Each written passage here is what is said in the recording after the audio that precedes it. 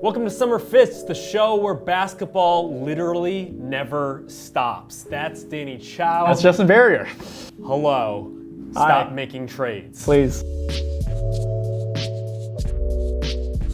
Earlier this week, we talked about where Russell Westbrook could end up as a result of the Paul George trade that sent Paul George to the LA Clippers. Lo and behold, only a few days later, Russell Westbrook has his new team. It is the Houston Rockets, where he will pair with one of his favorite teammates from elite contenders past in James Harden. We're going to start off by getting a fit off with one of the more interesting fits I think we've seen in recent years. Yeah. In particular because we've seen this happen for 3 years in the past, and yet since then, these guys have just become completely different players. Right. But let's start there because you can't really know about the future, Danny, until you kind of take stock of the past and learn from your mistakes. Yeah, I think in a sense, this kind of Rockets tandem is essentially what they've been doing for most of their careers anyway. So it's going to be very much like a my turn, your turn type of offense that both players are accustomed to. And I think that's a good thing because D'Antoni's going to need to have some time and, figure out some of that continuity with that team to get them on the same page together. But I think separately, they already kind of make sense on this Rockets team. So what you're looking at is basically two guys who are isolationists. James Harden had 1,280 possessions last season in isolation.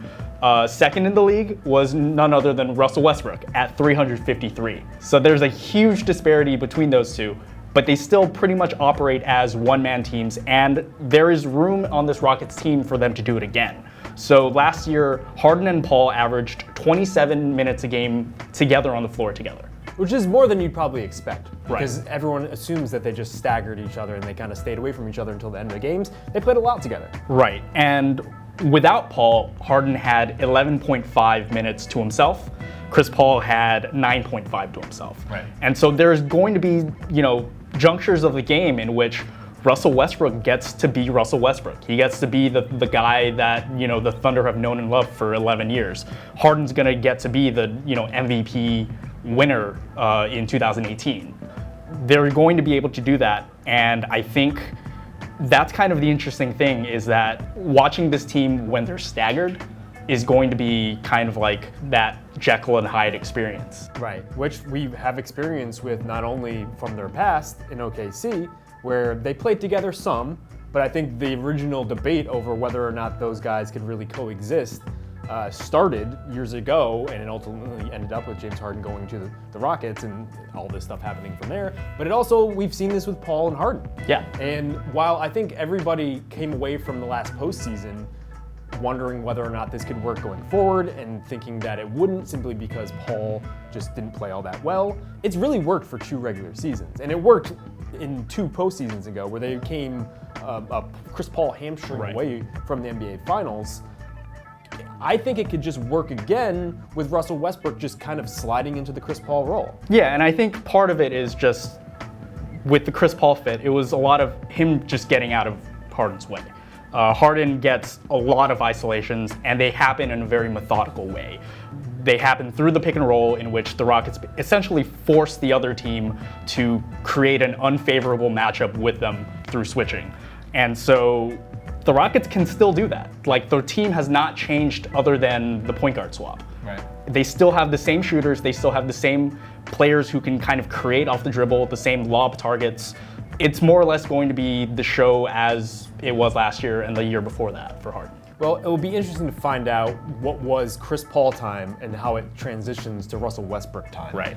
I think, like you mentioned, there will be similar sort of situation there where he could just be OKC Russ, but the guys around him are probably better optimized around a Russ-centric look on offense than perhaps the Thunder ever were once Kevin Durant left that team. Absolutely, and you look at the Russell Westbrook-Steven Adams partnership, which had really blossomed over the past 3 years.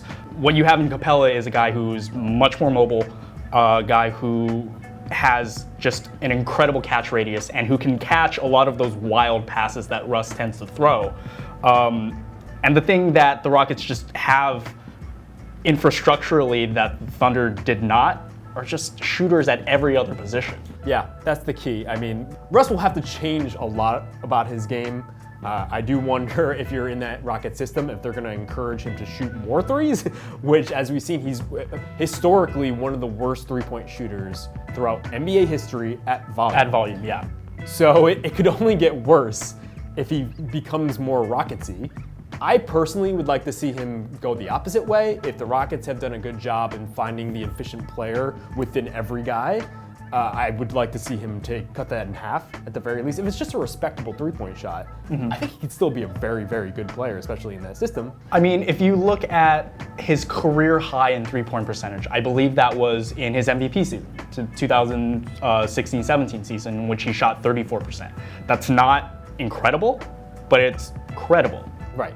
Which is important. Yeah. We've seen the fact that a player going the complete opposite way and not taking threes, how much that affected Ben Simmons. We talked about that in the previous video. The one thing that we should bring up, though, is something you brought up today, is just Russ's ability to get to the line. If he's not going to shoot those threes, are paramount. That's going to be his best skill. That's half of James Harden's game. The fact that he's such an efficient player, he has the threes and he gets those easy buckets at the basket, and he gets those easy points at the line. Unfortunately, Russell Westbrook's free throw percentage has cratered over the past 3 years, and with it has been his free throw attempts. I don't know if that's a consistent issue or if that's something he can fix, or it's just a matter of maybe just getting used to a new routine. I want to say that the attempts themselves since KD left was largely because of the gravity that KD had on the floor. Like, that's something that he's going to be kind of reinstilled with.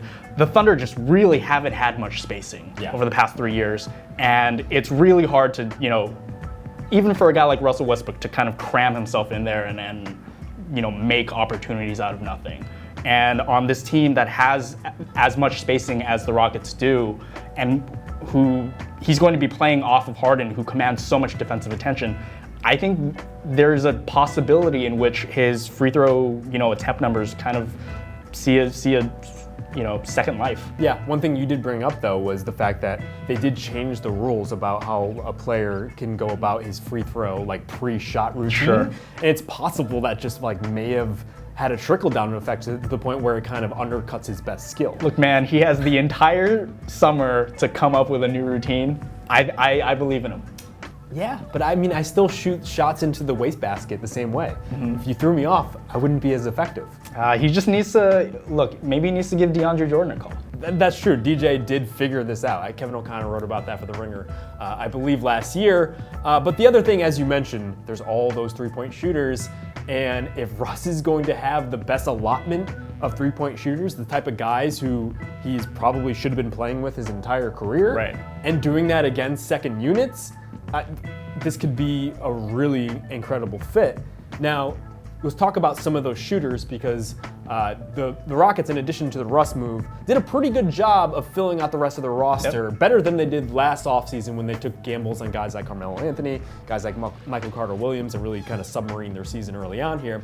Let's open up the books real quickly. Also signed this summer along with the Russ trade, you had Daniel House coming back on a 3-year. My guy. There's our guy. Welcome back, our friend. I can't wait to screw up your name 30 more times. Gerald Green, veteran minimum. Austin Rivers, surprisingly, on a veteran minimum contract. I was listening to Tim McMahon of ESPN yesterday. Apparently, James Harden convinced Austin Rivers to come back on a veteran minimum as opposed to going elsewhere and making $5 million a year. Yeah, and that's truly surprising because Austin Rivers was incredible in the playoffs in terms of giving them a third, fourth ball handler who can kind of create off ISOs by himself. He was insanely valuable across, 2-3 playoff series. Yeah, House struggled in his first 2 series of his career, but Rivers was really a source of you could rely on him, which we couldn't say about Austin Rivers many times in the past, but all of a sudden he's a very consistent 3-and-D option, and those are the guys you need around Russ, those are the guys you need around Harden, and if you wanted to play small still, these are the guys who are going to end up making it work. Also signed, just this very day as we're recording, Tyson Chandler on a minimum contract, which Tyson Chandler's close to cooked at this point. But so was Nene. So is Nene, yes. And Nene put up some very valuable minutes in the playoffs as well, just being a guy who could get offensive rebounds. Yeah, Like at a certain point, it's just like you have all of these guys who can create for themselves. You just need to make sure you have a guy who can maybe extend a possession if it fails. And now, as Kevin O'Connor pointed out on Twitter today, you have, once Capella leaves the floor, another rim-running big who can create vertical spacing similar to the way that Capella does. I mean, in a certain way, Capella is just an evolutionary version of Tyson Chandler. Yeah, he got a little shorter. He got a little quicker, and Yeah, well, he can guard on the perimeter a little bit more, better hips, perhaps. Better hips. Just to throw out here too, if they did want to make some sort of change to the complementary guys around him, even though it seems like this roster fits pretty well, Eric Gordon is on an expiring contract. You can't trade him, man. I mean, Gordon's good. Ooh, he was probably the third best player in that Rockets-Warriors series. Yeah, I guess the question is, if you have Austin Rivers there in reserve, you probably need some bigger wings. Who's going to be your perimeter stopper? That ultimately was one of the biggest concerns going out into that Warriors second round season last year. I think it came to bear. Those guys are all over the place. I mean, the Clippers have two of them now, in Kawhi Leonard and Paul George. So that's just something you could work with. $14 million, that's a lot of money. PJ Tucker also on an $8 million year, which is functionally an expiring deal because it only has $2.6 million guaranteed in the year after that. But we talked about how these guys are going to play separately, Russ and Harden.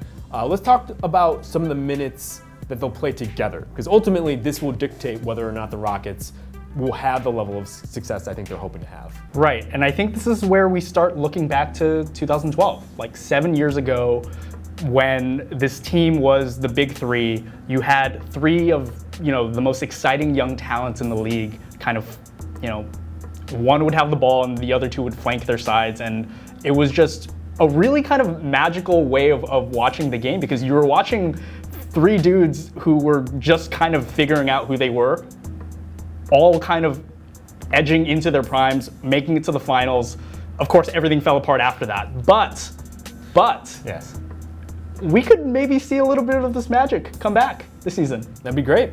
Together, they were one of the more interesting pairings because it seemed like individually each fit with Kevin Durant, right, in a certain way.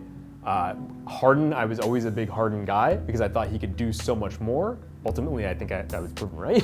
I think it would have worked a little bit better, but clearly Russ and KD still work as kind of like dueling banjos. But together, historically and statistically, Russ and Harden did play well together in the 2011-12 season. Russ and Harden had a two-man net rating of 11.3, although they were particularly bad on the defensive end, which going forward is going to be a thing that they should be concerned about. Sure. The difference, obviously, this is a stark difference, is the usage rate has ballooned since then. Harden was more of a complimentary guy. He was the one who had to change his game in order to fit around the KD-Russ pairing, which had already been established. His usage rate in 2011-12, which is his last season in Oklahoma City, the year that they got to the NBA Finals, 21.6. Since then, it's almost doubled. Yeah. Almost literally doubled to 40.5, as you mentioned, which was historic. I mean, so his 40.5 usage rate was second only behind, surprise, Russell Westbrook MVP season in 2016-17. So the question is now, if we're just assuming that the Rockets are going to do the same thing they did last year, where it's a Harden-centric sort of offense, what does Russ do when he's not on the ball? Because over the past 3 years, he hasn't been off the ball that often. Right, and I think this is where you have to hope that he gets better as a catch and shoot guy. Because ultimately, there are going to be so many opportunities for him to shoot these shots. He's going to be in the corners on a certain number of plays. The team has to count on him to at least attempt those shots and surely make them at a better rate than he has in his career. Right, so he was a 29% three-point shooter last year, just on catch and shoot opportunities, which he had 2, which is actually important to note there. This is the most, I believe, recently of his career since they've been tracked by NBA.com/stats, but he still only shot them at 31.4%. Going back another year, it's 34. The year before that, it's almost 35. There's something. It's not nothing. Yeah. You know? Essentially, if you're looking at your offense, your crunch time offense, as Russell Westbrook as your center, Maybe not in terms of what he's actually doing, but the fact that he is your one non-shooter. Sure. I think it makes some sense. And perhaps there's even a lot of room to play with, because something you brought up is maybe Russell Westbrook all of a sudden becomes the dive man in the pick and roll. Yeah, like I don't see why you wouldn't use your two best players in the one play that every team runs, in which they try to get, mismatches and, exploitative opportunities for those players. Yeah. Always put your two best players in the pick and roll. There's something good bound to happen. The small-to-small pick and roll has become super interesting over the past few years. I think LeBron James was like one of the first one. Like LeBron James as like a roll man is like incredible to watch that play out, just because he could do so much, and he's a big body. At this point in his career, he's functionally like he can guard center types. Sure. If he wanted to. I don't know if he actually wants to.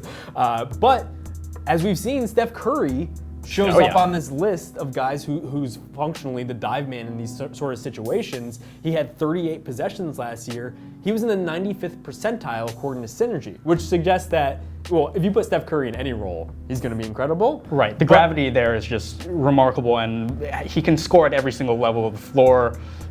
Putting him in different situations means teams have to account for him in ways that they're not accustomed to. And I think he's just so used to being that kind of roaming off-ball guy that it works.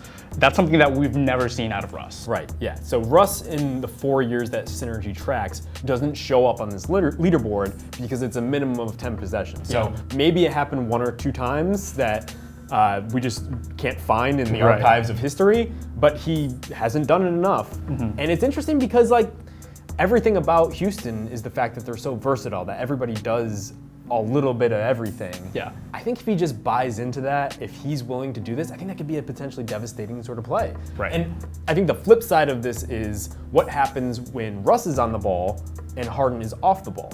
I think he should have a lot of experience doing it in OKC, where Russ was presumably probably on the ball more often than not. I still think it works well because, again, Russell Westbrook's surrounded by shooters, and being able to kick it out to Harden, one of the best three-point shooters in the NBA, who could do it from way out. So that's where you're getting more spacing. I think that works as well. Right. And yeah, for all the intrigue of Russ kind of being this dive man, we've already kind of seen Harden play the screener in the pick and roll already. One time in a game last year against the Pacers, the Rockets ran a double drag screen for Harden and Capella. And basically the Pacers operate as though it's just a 1-5 pick and roll with Chris Paul and Capella. They completely leave Harden open. Oladipo has to like rush over to contest the shot, but by then it's Harden's in his wheelhouse. Yeah. And so you can put Harden in a screener's role. He basically has the body of a power forward anyway.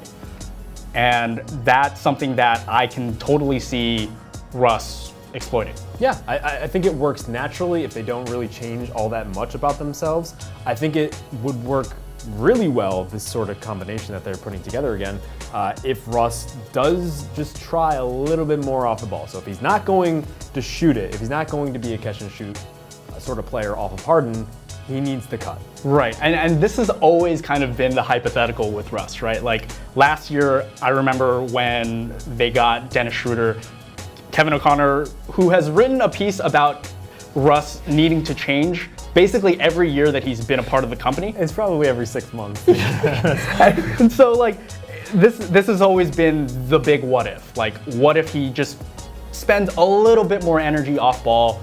Like, Russ has always been a good cutter, and he's always been a smart guy who knows exactly where he should be on the floor. It's just, for the most part, he's just a guy who likes pounding the ball. I think last year, Russ and Steven Adams have kind of created some sort of chemistry in terms of Russ being an off-ball cutter. So they had this pet play in which Russ would inbound the ball from the sidelines or from the baseline, and it would go directly into Steven Adams in the post. Russ would immediately cut off the inbounding defender, and it would be an easy layup because Adams is actually a very good playmaker for his size. And so he clearly has the instincts. It's just now you're not necessarily going to be getting that out of Capella, and so you kind of want to see him find those cuts in different areas. And this is something that like we've seen in the past. In 2012, Russ was an extraordinary cutter. It's just he didn't do it much. He had 66 possessions as a cutter. which was about 3.9% of his possessions. He scored 1.4 points per possession, which is actually extremely elite. The funny thing is, last season in his cuts, he scored 1.4 points per possession as well. So it's in his tool bag. Right. He just needs to bring it out. Right. So for him to become a catch and shoot shooter, a lot has to happen. This is really just want to. Yeah. It's just being motivated to do so. Right. And I think the funny thing is we've seen a bunch of these clips of how Russ just kind of stands away from, just out in outer space whenever someone else has the ball. Yes. Like we've seen, the blooper reel over the past 2 years, 3 years. And I think the weird thing is his bad reputation in terms of just kind of being a lackadaisical off-ball player might actually help him on the Rockets. Because there was a play last season in a Thunder Pelicans game that kind of shows the dynamic of having both Russ and Harden on the floor together. So Paul George brings the ball down the floor, and basically all 5 defenders have to account for him and Steven Adams in the pick. It's literally every defender. Yeah. So he's obviously angling towards a pick and roll at the center of the court with Steven Adams. So he's motioning right. He fakes Julius Randle.